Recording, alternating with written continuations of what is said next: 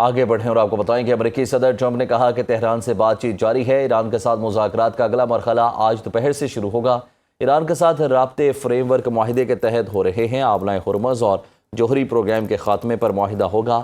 ضرورت پڑی تو امریکہ کارروائی کے لیے تیار ہے۔ ایران پر ہونے والا حملہ جنگ عظیم کا دوسرا بڑا حملہ ہوتا ہے۔ خطے کے ممالک کی اپیل پر حملہ روکنے کا فیصلہ کیا۔ علاقائی ممالک اور ایران نے حملے مؤخر کرنے کی درخواست کی۔ دنیا کے مستقبل اور ایران کی بقا کے لیے حملہ مؤخر کیا۔ امریکی حملوں کے بعد ایران مذاکرات پر آمادہ ہوا۔ امریکی وزیر خارجہ مارکو روبیو کا دعویٰ۔ فاکس نیوز کو انٹرویو میں مارکو روبیو نے کہا امریکہ اب مضبوط پوزیشن سے مذاکرات کر رہا ہے۔ امریکی حملوں میں ایران کی بحریہ، فضائی دفاعی نظام، میزائل لانچرز اور اسلحہ سازی کی تنصیبات کو شدید نقصان پہنچا۔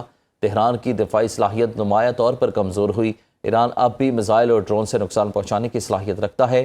ایران اپنے روایتی دفاعی حصار سے محروم ہو چکا۔ تہران اب جوہری پروگرام اور آبلۂ ہرمز پر معاہدے کے لیے آمادہ دکھائی دے رہا ہے۔ ایرانی وزارت خارجہ کے ترجمان اسماعیل بقائی نے موجودہ علاقائی صورتحال پر اہم موقف جاری کرتے ہوئے کہا کہ آبلۂ ہرمز کی بندش اور براہ راست امریکی وعدوں کی خلاف ورزی سے جڑی ہوئی ہے۔ امریکہ نے مقررہ مدت ختم ہونے سے پہلے ہی حملہ کر دیا اور معاہدہ MOU کے تحت بحری آمد و رفت کی بحالی کی اجازت بھی نہیں دی۔ ترجمان کا کہنا تھا کہ ایران اس وقت عمان کے ساتھ ایک نئے متبادل بحری راستے پر بات چیت کر رہا ہے۔ تاہم انہوں نے واضح کیا کہ آبلۂ ہرمز کو دوبارہ کھولنا ایک الگ معاملہ ہے اور عمان کے ساتھ جاری مذاکرات سے اس کا کوئی تعلق نہیں ہے۔ اسماعیل بقائی نے بین الاقوامی سفارتکاری کے حوالے سے بتایا کہ برطانیہ، بلغاریہ اور یوکرین نے ایران کو موجودہ جنگ میں شامل نہ ہونے کی یقین دہانی کرائی ہے۔ ایرانی صدر مسعود پزشکیان نے حالیہ یادداشت مفاہمت کو ملکی خارجہ پالیسی اور بین الاقوامی تعلقات کا بنیادی ستون قرار دیتے ہوئے کہا کہ یہ اہم دستاویز شورا کونسل کے تمام اراکین کی اجتماعی دانش اور باہمی مشاورت کا نتیجہ ہے، جس کی تمام ارکان بلا تفریق مکمل تائید کرتے ہیں۔ اپنے ایک خصوصی بیان میں ایرانی صدر نے زور دیا کہ اس اسٹریٹجک معاہدے کے نتیجے میں نہ صرف ملک بلکہ پورے خطے اور اتحادیوں کی سلامتی مزید مضبوط اور ناقابل تسخیر ہوگی۔ تاہم انہوں نے مطالبہ بھی کیا کہ مخالف فریق کے لیے اپنے کیے گئے وعدوں اور دستخط شدہ شرائط کی مکمل پاسداری کرنا لازم ہوگا۔ ایرانی میڈیا نے مجوزہ حملہ روکنے کا فیصلہ امریکی پسپائی قرار دے دیا۔ کہا کہ واشنگٹن کو اپنے منصوبوں پر نظر ثانی کرنا پڑی۔ ایرانی سرکاری میڈیا نے ٹرمپ کو جنگ پسند امریکی صدر قرار دے دیا۔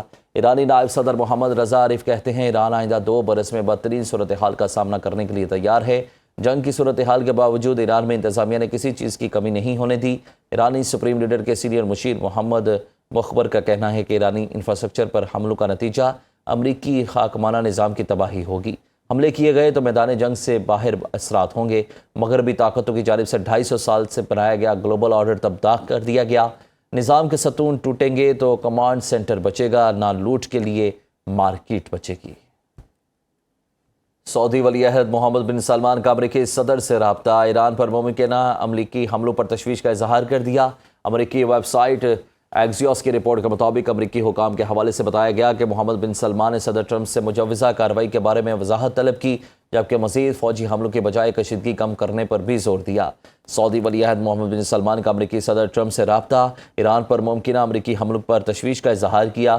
امریکی ویب سائٹ ایکزیوس کی رپورٹ میں امریکی حکام کے حوالے سے بتایا گیا کہ محمد بن سلمان نے صدر ٹرمپ سے مجوزہ کارروائی کے بارے میں وضاحت طلب کی، جبکہ مزید فوجی حملوں کے بجائے کشیدگی کم کرنے پر بھی زور دیا۔